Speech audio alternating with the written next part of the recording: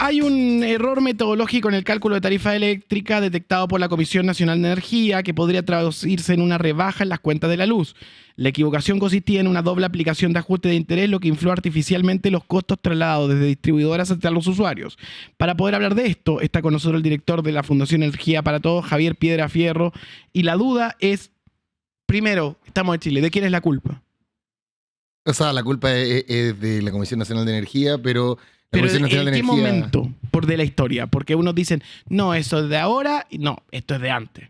Sí, este es de antes, pero en verdad te pega ahora. Mira, te lo voy a explicar de esta forma. Ya. Lo que sabemos es que esta cuestión viene del 2017, más o menos se venía haciendo este cálculo mal. Ya, esto es un error, no es un cambio metodológico, es un error. Ya, pero el problema empieza a ocurrir de manera fuerte, digamos, a partir del 2019, porque el 2019 se congela la tarifa eléctrica. O sea, es de la era Piñera. Sí, no, pero... 2017, espérate, no, si yo te digo, no lo corrigieron ahora, es otro tema. Pero tenemos que entender el origen. El 2017 estaba Bachelet 2. Bachelet 2. Sí, y yo soy bacheletista, ¿no? Espérate, pero después lo agarra el 2019 y estaba Llobet. No, creo que hay un video de Llobet explicando. ¿Quién es el que...? Sí, no, pero es que son cosas distintas. Lo que quiero explicar, el impacto y al final, ¿por qué es ahora cuando en el fondo realmente afecta? Porque antes no afectaba. Porque era marginal. Eso es lo que quiero explicar. Lo que pasa es que el 2019 se congeló la tarifa eléctrica y lo tuvimos congelada hasta el 2024. ¿Ya? Entonces nosotros teníamos que pagar X y pagábamos menos. Entonces generamos una deuda con las generadoras. ¿Ya? Y esa deuda se fue acumulando, ya por hartos años. Entonces cuando el 2023 se calcula y dice, ¿sabéis qué? Tenemos que calcular cuánto es lo que le debemos porque vamos a hacer una ley para que descongelar la tarifa y ponernos un cargo extra para poder pagarle las deudas a ustedes, porque eso fue la ley de estabilización tarifaria, un plan de pago. Ya, en el fondo lo que tú tienes que hacer ahí es decir, ya, yo te debo tanta plata y tengo que traer esa plata de hace 5 años a tiempo presente. Porque si yo te debo a ti 5 millones de pesos hace 5 años, no te puedo pagar 5 millones de pesos ahora. Te lo tengo que traer a tiempo presente y con intereses. Entonces, ese monto de plata es bastante significativo. ¿Ya? Y cuando se trae a tiempo presente, se multiplica por el IPC y después por un interés corriente, pero el interés corriente ya consideraba el tema inflacionario. Entonces es como que en el fondo le habían cobrado el IPC 2 veces. Y eso, en el raya para la suma, son 112.000 millones de pesos ya extra que en el fondo se asumieron como deuda, digamos, como un pago que se les tenía que hacer a las generadoras, ¿ya? Que claramente no corresponde. Javier, ¿y se podría considerar esta práctica como un abuso hacia los usuarios o no? O sea, esto es un error, sí o sí, de la Comisión Nacional de Energía. Ahora, la Comisión Nacional de Energía es un ente técnico, digo yo. Es como que en el fondo hay un problema en un hospital y le echan la culpa al mejor cirujano, pero ese mejor cirujano tiene un director de hospital. ¿Ya? Eso por un lado, ¿ya? Pero sí donde se afecta la fe pública, entendiendo que la responsabilidad está en la Comisión Nacional de Energía y el Ministerio de Energía, pero ojo, que acá las generadoras hicieron las lesas. Porque yo te digo, mira... O sea, esa es la responsabilidad de la generadora. Claro, pues si la generadora es como que yo te diga, mira, yo te debo 100 y tú me ok, y después te digas, oye, no, te debía 90. ¿Tú sabías? Y pues si tú tenías gente que sabe que también calcular cuánto me debís. Entonces se podría decir que ellos son los principales beneficiados de todo esto. O sea, por supuesto, y los principales perjudicados somos nosotros, las familias, ¿ya? Y ahí yo creo que hay un punto bastante importante de tocar. O sea, así como, creo yo, desde la Comisión Nacional de Energía y el Ministerio de Energía tienen que asumir responsabilidad respecto a esto porque en el fondo afectaron el bolsillo de las familias. Ya las generadoras tampoco pueden lavarse las manos y decir, no, nosotros no hacemos nada, porque ellos fueron los que también estuvieron recibiendo dinero de más pagado por la familia, ¿cierto? Y sin decir tampoco nada. También hay un punto ahí. ¿Y hay un historial de abuso en el cobro del último tiempo? O sea, la verdad que no es que haya un historial de abuso. Lo que pasa es que nosotros cuando pagamos la cuenta de la luz, ya el 75% de lo que tú pagas es la energía, la generación. Cuando tú pagas la generación, lo que tú realmente pagas son contratos eléctricos. Estos contratos nacen de licitaciones públicas y son contratos de largo plazo. Hoy, tú y yo estamos pagando un contrato en el año 2006. ¿Ya? Entonces, nosotros estamos pagando yo siempre digo, somos los jaguares de Latinoamérica de las energías renovables, pero tenemos la tarifa residencial más cara de toda Latinoamérica, y eso es porque todavía estamos pagando contratos que son antiguos, que son caros, y que además son fósiles. ¿Qué significa eso? Que suben de precio si sube el carbón, el gas o el petróleo. Y ahí yo te tomo el abuso. ¿Por qué? Porque, por ejemplo, estamos pagando contratos indexados al carbón con Enel, ponte tú, tenemos un contrato al carbón indexado al carbón. Si sube el precio del carbón, sube el precio del contrato, sube la cuenta de la luz, y Enel ya no compra carbón.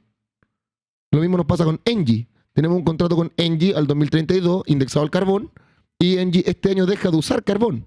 Entonces, si el próximo año se dispara el precio del carbón porque a un presidente se le ocurre invadir otro país, ¿ya?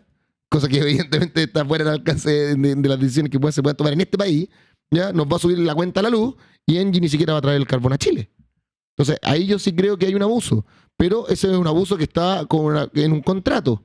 Entonces, y ese es el problema. Bueno, yo vengo hace mucho tiempo levantando la idea de que se debiesen renegociar los contratos, que es lo que hace la industria privada, que es lo que hizo Colombia, lo que hizo Francia, lo que hizo Codelco. Es una cuestión normal en el mundo eléctrico. Oye, y cuando las operadoras, distribuidoras cometen errores que las benefician económicamente, ¿cómo operan en otros países, otros casos? En este caso son las generadoras. ¿Ya? Es que la generadora nadie la ve. Uno siempre mira a la distribuidora que es Enel, en este caso, ¿cierto? Que cuando uno le corta la luz, la culpa es de Enel. Cuando te sube la cuenta, la culpa es de las generadoras. Enel solamente es el intermediario. El distribuidor. Claro. A ver, es como, seamos didácticos, Enel es el que tira el cable, Exacto. pero la energía la pone la generadora. Claro, Enel te cobra por su infraestructura, por los postes, por los transformadores, por los cables. Ese es el cobro que te hace Enel acá, CGE, Saesa, Chilquinta, qué sé yo. ¿Ya? Pero no la energía. La energía es el 75% de la cuenta. ¿Ya? Por favor, no vayan a creer que yo estoy defendiendo a las distribuidoras en ningún caso, pero sí que la ven negra, porque cada problema que hay, todo el mundo le echa la culpa a la distribuidora porque es la cara visible, es el loquito que sale en la boleta. Claro, Pero no, la generadora pero es la que comete el error. Claro. Ahora, ¿existen otros modelos en otros países? Sí. Ya, por ejemplo, en otras partes acá nosotros tenemos dos tipos de clientes en Chile. Están los clientes regulados, que son la ciudadanía y el pequeño comercio, y están los clientes libres. La diferencia entre este tipo de clientes es la capacidad de consumo. Los que pueden consumir más o que consumen más energía, esos son clientes libres. ¿Ya? Pero puede ir desde un gran supermercado, un mall, ponte tú, hasta una minera. ¿Ya? Esos son los libres. Y aquí vienen las cosas paradójicas. ¿Ya? ¿Por qué? Porque, por ejemplo, si tú eres un mall y tú eres una generadora, ustedes llegan a un contrato. Yo no puedo conocer el contenido de ese contrato porque es un contrato entre privados. Claro. Pero la Comisión Nacional de Energía tiene un indicador que se llama el precio medio mercado. ¿Qué significa eso? El promedio de todos los contratos. No te dice ni el tuyo, ni el de ellos, ni el de acá, pero el promedio de todos.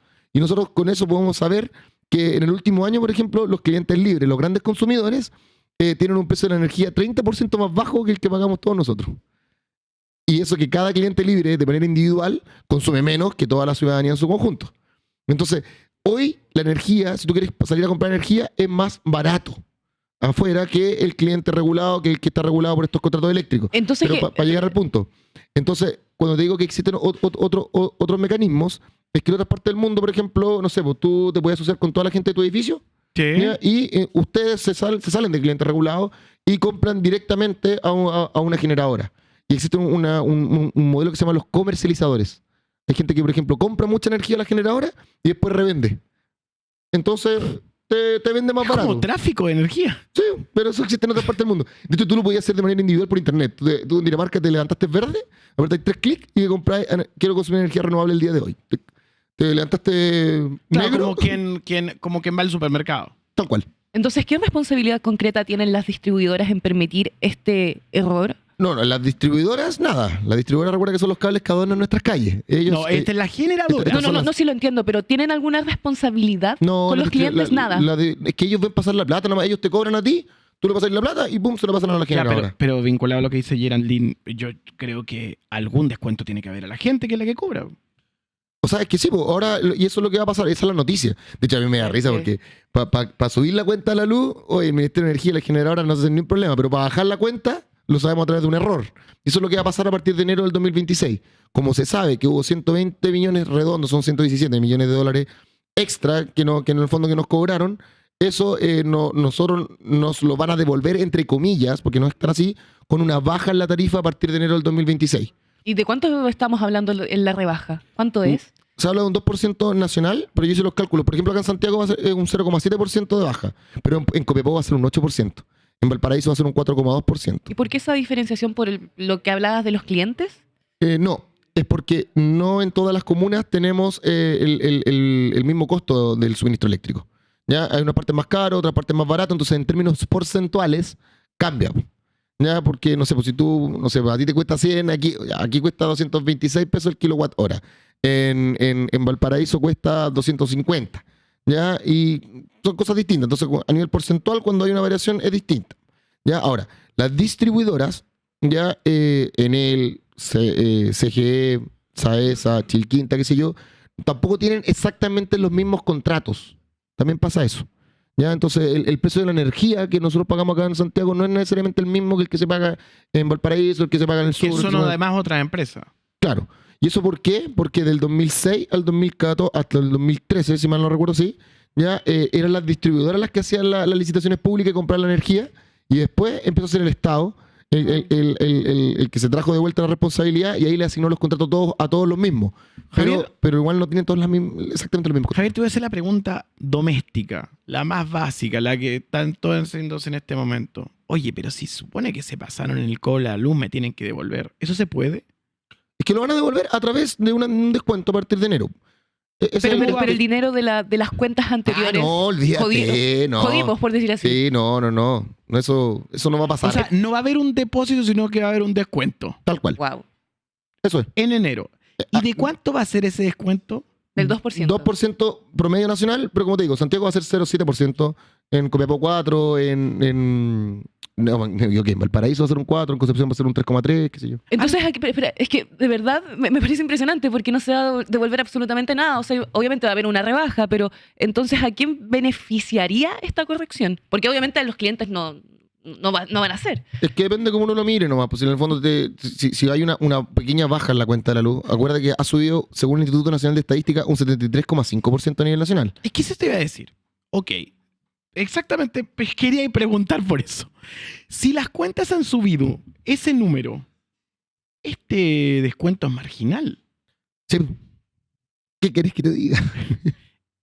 Esa alza de cuentas, ¿cuánto tiempo va a durar aproximadamente según los expertos piensan? ¿O se va a quedar permanentemente? ¿La tarifa alta, sí tú? Sí. Mira, la tarifa debiese tener una baja el año del 2027 al 2028, porque ahí se empiezan a caer algunos contratos caros, pero los contratos más caros se caen en el 2032-2033. Ya, pero por ejemplo, si sumamos este 3%, ¿no podrían hacer algo para equilibrarle a la gente que está viéndonos y hacer un acuerdo? Depende de la voluntad de las distribuidoras y de la generadora. Depende de la voluntad de la institucionalidad. O sea, aquí es el ministro de Energía el que tiene que sentarse con la generadora y decir, oye, arreglemos este cuento. Mira, te voy a contar un ejemplo. Uh-huh. Cuando la autopista, el año 2019, el contrato de la autopista, que es distinto, pero para explicarlo, digamos, el contrato con la autopista decía que iba a subir un 3,5% sobre IPC. Sale la noticia, va a subir el TAC, y Piñera rápidamente tapó ese titular con otro y mandó a su ministro de Obras Públicas, Fontaine, a renegociar. 3 meses después, oye, renegociamos la cuestión, va a subir solo por el IPC, ¿cierto? Y contuvo el alza. La renegociación de contratos es lo más común del mundo en el mundo eléctrico. Yo siempre digo, en un buen negocio todos ganan, en una buena renegociación también. No se trata de perjudicar a las empresas, se trata de que ganemos los ciudadanos y ganen ellos también. Sobre eso mismo hay un aporte de la Comisión Nacional de Electricidad que dice, se ha publicado un cambio metodológico en el cálculo de las tarifas eléctricas impulsado por la CNE. Este cambio permitirá reducir la cuenta de la luz de la familia chilena a partir de enero, que es lo que tú estabas contando, reduciendo la utilidad de la empresa eléctrica. La metodología anterior, esto es, mensaje de la CNE actual, se arrastraba desde la administración de Piñera y realizaba un cálculo favorable para las empresas. Por lo mismo, esta está evaluando apelar ante el cambio impulsado por el gobierno, dice la CNE actual, a fin de mantener la metodología que les favorece. La UDI, para desviar el foco, impulsa una acusación constitucional contra el ministro Pardo, a fin de debilitar nuestra institucionalidad y entregar más herramientas para que las empresas puedan apelar a esta resolución. Con ello, además, buscan tapar que la metodología anterior fue elaborada e implementada en su gobierno. Hacemos un llamado, dice esta declaración, a que las empresas eléctricas digan con total claridad que no apelarán a este cambio para así entregar certeza a las familias chilenas que verán una reducción de sus cuentas a partir del próximo año. A su vez, llamamos a la oposición a sumarse a este esfuerzo por el bien de las personas de nuestro país. O sea, esto se está enredando en un cálculo político. Es que finalmente se afecta a la fe pública, o sea, se nos afecta el bolsillo a todos nosotros. O sea, evidentemente va a tener una arista política, ¿no? A mí no me cabe ninguna duda. O sea, pero estamos dentro de esa arista política viendo de que en este momento la CNE lo que está diciendo es no frenen el proceso de este 3% de evolución. Claro, o sea, ellos están pidiendo eso. Es natural, pienso yo también, que pidan que no le pongan palitos en el camino. pero la generadora también tiene su derecho a decir, oye, ¿sabes qué? Yo creo que eso también, lo que ustedes están diciendo está mal. Ahora, ojalá no lo hagan. Yo ahí comparto un poco lo que dicen desde la Comisión Nacional de Energía. Pero es evidente que esto va a tener ¿sabes qué? Cuando te hablan de un cambio metodológico, es como, antes te debía 100, ahora te debo 80, mira el cambio. Eso es un error, pues. No me vengáis con eso. Y cuando hay un error tiene que haber un responsable, pues. Y aquí la cabeza de todo esto no es el ente técnico, es el ministro, es el Ministerio de Energía. Y por eso yo decía, o sea, para subirnos la cuenta de la luz. ¿Incluso es el responsable si este proceso se lleva empujando durante años?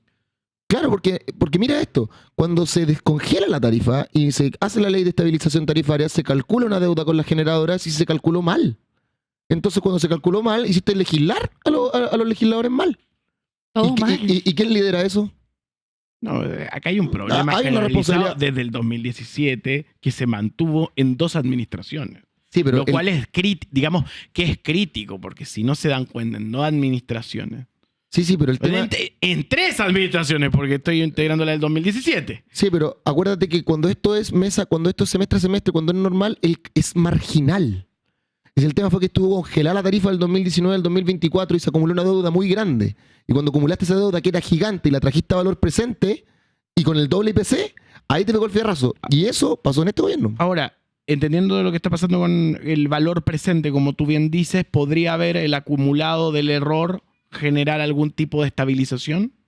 No sé si como experto tú sugerirías como decir, miren, te dan esta potestad y te dicen, miren, nosotros tenemos un alza de 70, acumulando desde el 2017 esta dosis de 3% al mes. Pero es marginal, No, como es dijo marginal, Javier. porque- No, como pero dijo si Javier, es marginal. Pero si tú haces un cálculo, una proyección, da margen. Es que la deuda se acumuló a partir del congelamiento. En el 2017, el 2018 no hubo problema con esto. ¿Por qué? Porque en el fondo lo que te dicen es, ahí no había deuda, po. Entonces cuando no había nada que traer a valor presente ni que se calculara el doble del IPC. La metodología viene del 2017, pero el conflicto se genera cuando se empieza a generar la deuda. Eso es lo que estoy tratando como de transmitir. Perfecto. Ha sido un placer, ha sido muy didáctico. Javier Piedra, que tiene que irse en este momento a otro outlet de medios y ha sido realmente muy amable de venir a explicarnos esta situación y tener la noticia última hora de las declaraciones y todo analizándolo acá. Muchas gracias. No, gracias a ustedes por la invitación. Que estén muy bien. Igual. Ver lo que está pasando.